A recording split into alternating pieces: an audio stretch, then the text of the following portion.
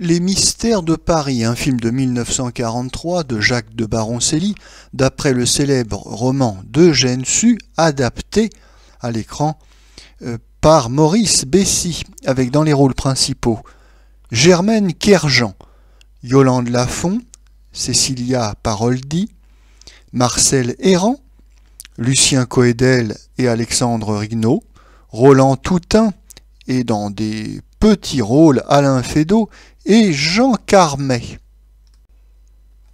Le sujet, Paris en 1820.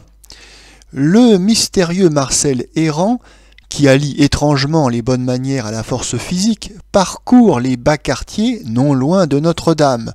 Il rencontre une jeune goualeuse et fille de joie, nommée Fleur de Marie, il s'agit de Cécilia Paroldi, qu'il entreprend d'arracher à ses pseudo-parents adoptifs la chouette, Germaine Kerjean, une horrible mégère, et le maître d'école, Alexandre Rignot, un ancien bagnard et brute impénitente.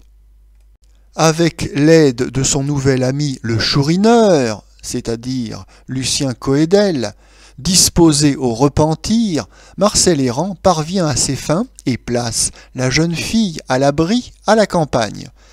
Mais la comtesse Sarah MacGregor, l'ancienne maîtresse de Marcel Héran, a d'autres plans machiavéliques. Épaulée par la chouette, le maître d'école, le jeune malandrin boiteux Tortillard et le cupide notaire Ferrand, elle fait enlever la malheureuse enfant. Les mystères de Paris, c'est avant tout un roman paru en 1842 qui a connu un immense succès. D'ailleurs, je crois que historiquement, c'est le premier roman feuilleton paru dans la presse. Oui, la formule était simple et a connu beaucoup de succès. Chaque jour, dans le journal, un nouvel épisode et, selon la formule, la suite au prochain numéro. D'ailleurs, cette formule a été également utilisée par le cinéma au temps du muet pour des séries interminables de films comiques ou films policiers. Alors, ce film est prévu pour le centenaire des Mystères de Paris, 1942, mais en fait il sera tourné en 1943 à Nice, et ce film fait partie des 11 adaptations cinématographiques du roman. Oui, vraiment c'est un sujet inépuisable. Je n'ai pas vu les 11 versions, mais assurément celle de 1943 est excellente, et en tout cas nettement supérieure à celle de 1962 réalisée par Une Belle avec Jean Marais. Non, le film est excellent, d'ailleurs c'est certainement le meilleur film réalisé par Baroncelli. Ce film est exemplaire dans sa réalisation technique. Il y a de très beaux plans tournés en extérieur, et les décors intérieurs sont très travaillés, ils sont remarquables. Le film a une esthétique allemande, expressionniste. On se croirait presque dans un film d'horreur allemand des années 20. Je sais bien que le public contemporain est blasé, mais les scènes où apparaissent Germaine Kerjean, la vilaine sorcière, et Alexandre Rignot, le terrible ogre, eh bien ces scènes sont, oui, elles font peur, elles sont un peu impressionnantes. On n'aimerait pas être à la place de la jeune fille kidnappée, Cécilia Paroldi. D'ailleurs, ce parti pris esthétique, inspiré de l'expressionnisme allemand, peut être étonnant pour un film qui se veut avant tout un spectacle familial.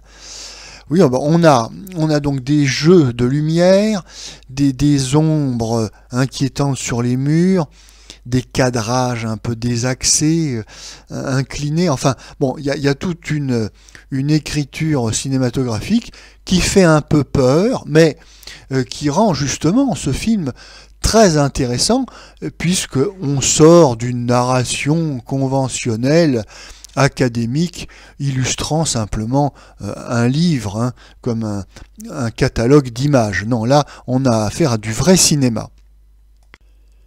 Et du cinéma qui n'a rien à envier aux productions comparables tournées à Hollywood à la même époque, dans les années 40. Non, ce film est au niveau des meilleurs standards internationaux. Par ailleurs, il fait partie de ces films qui vont révéler au public les nouvelles vedettes que sont Marcel Hérand et Lucien Coëdel. Enfin, nouvelles vedettes au cinéma, car ces deux acteurs sont déjà connus au théâtre, ils ont déjà une certaine carrière derrière eux. S'agissant de Marcel Hérand, il est parfait dans le rôle de Rodolphe, cet aristocrate un petit peu ambigu qui a l'habitude de s'encanailler dans les bas-fonds de Paris et puis qui va sauver de la misère et d'une mort certaine une jeune prostituée. Et son interprétation est d'autant plus remarquable qu'en réalité ce rôle est assez anonyme. C'est un héros positif de roman feuilleton, assez banal. Et Marcel Hérand arrive à lui donner du caractère et de la personnalité, ce qui n'était pas gagné d'avance. Quant à Lucien Coëdel, certes, il n'a pas le raffinement et la psychologie de Marcel Hérand, mais il est tout à fait convaincant dans son rôle de brigand repenti. C'est un acteur viril qui a un jeu un petit peu rentre-dedans, mais qui convient tout à fait à son emploi. Et il ne faut surtout pas oublier deux acteurs secondaires qui ont fait beaucoup pour le succès de cette version 1943 des Mystères de Paris. Je veux bien sûr parler de Germaine Kerjean, la méchante sorcière, et Alexandre Riguenaud, l'ogre cruel.